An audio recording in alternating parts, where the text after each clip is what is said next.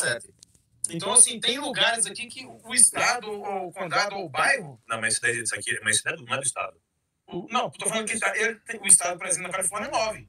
Mas aqui não tem imposto do estado. Como assim? Na Flórida não tem. Tem do condado. Não do Sim, é do estado. condado, exato. Então, mas assim, o que eu tô querendo te dizer é que cada estado, o condado, eles é que decidem o valor. Exato. Que você vai mais pagar. descentralizado. Ó, eu lembro da Ana Paula Henke.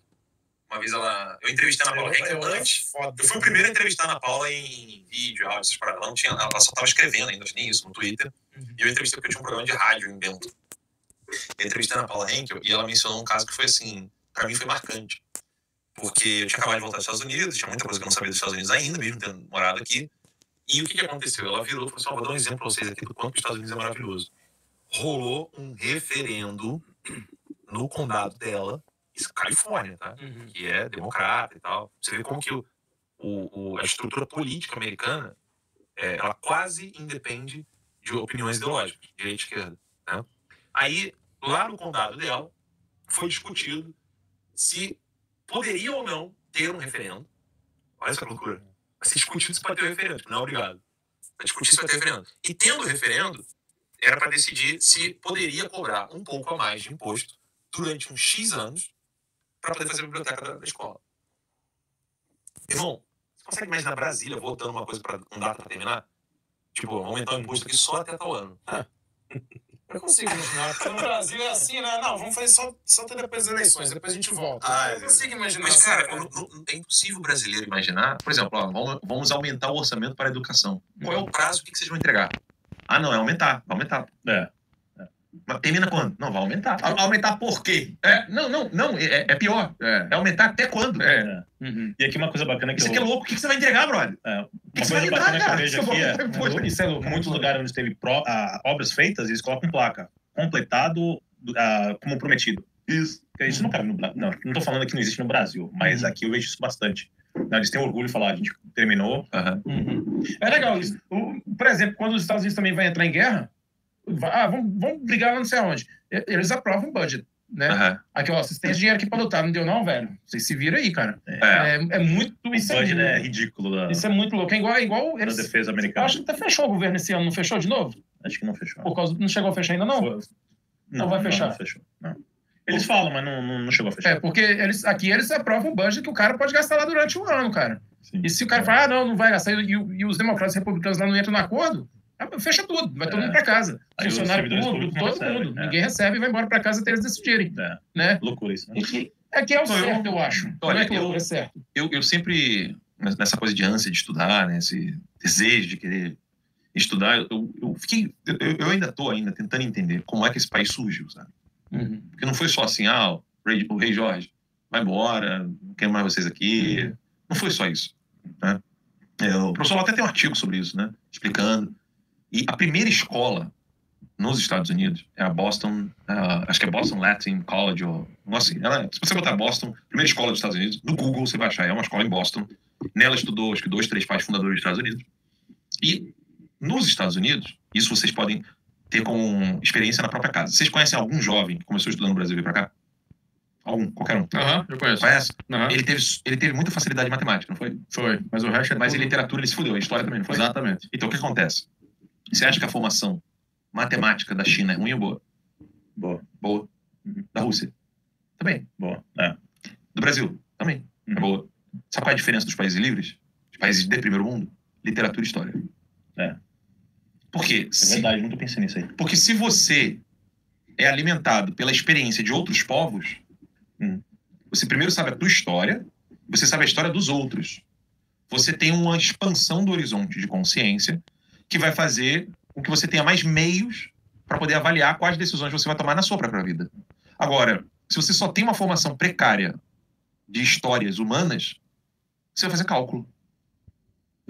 E o cálculo, filhão, sem experiência... Forte abraço e até a próxima. Exatamente. Que aí qualquer um que vem com falácia, não, mas vai dar assim, dá tantos milhões aqui pros pobrezinhos que eles vão sair da miséria. Mas os pobrezinhos, coitadinhos, vão lá, vão gastar o dinheirinho, não vão sair da miséria, ninguém vai continuar assistencialismo. Exato. E acabou. Vai querer ficar dependendo do governo. Os Estados Unidos, eles não nasceram com ódio da Inglaterra. Tanto é que os pais fundadores dos Estados Unidos falam o tempo todo da Magna Carta, que é de 1200 e pouco, lá na Inglaterra. Eles têm referência à história da Inglaterra. Não é como no Brasil, que a galera tem ódio de Portugal, faz piada, tira sarro. Então, assim, eles sabem que a história deles veio da Irlanda, veio da Inglaterra, veio desse histórico do país, de onde eles vieram, as pessoas que estavam aqui.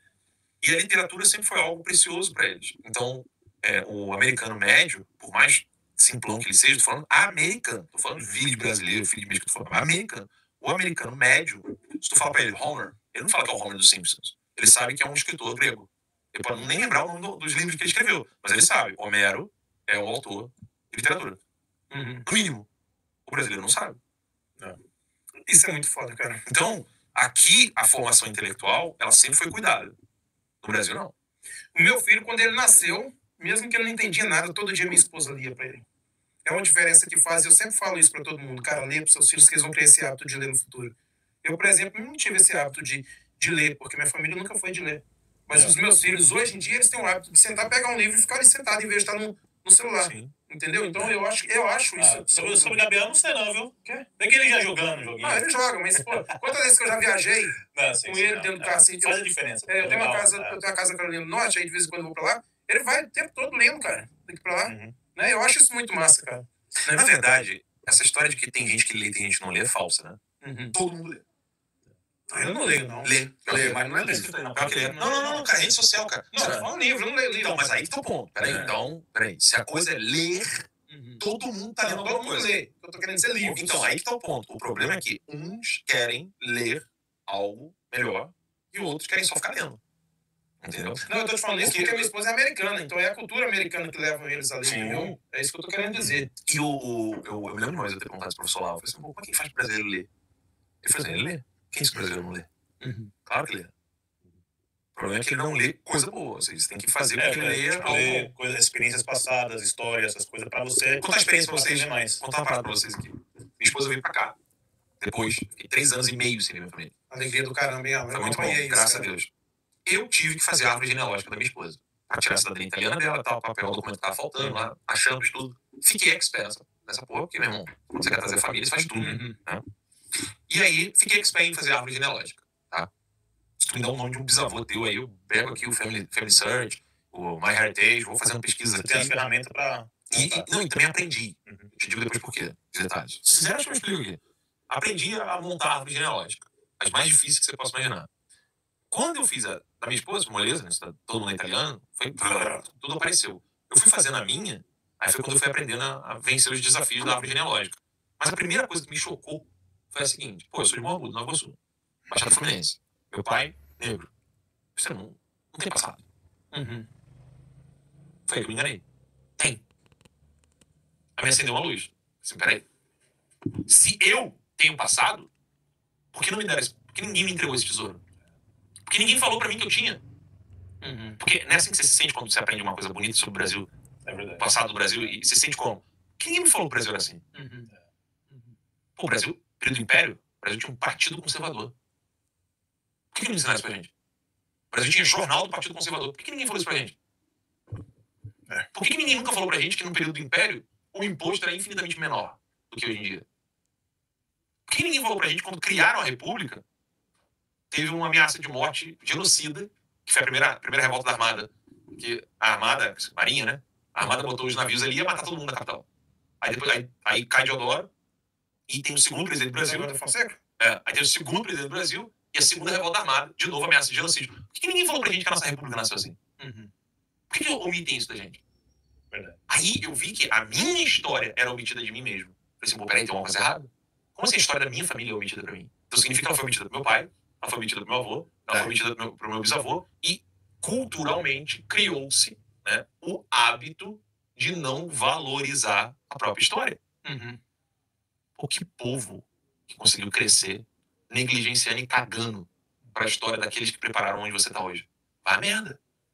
Irmão, não tem essa. Neto que diz que conseguiu alguma coisa sem levar em consideração o que o pai fez, o que o avô fez. Você vai levar. Porque a gente tá aqui hoje por causa deles. Porra, óbvio. Porque eles lutaram e venceram na vida, por isso que a gente tá aqui.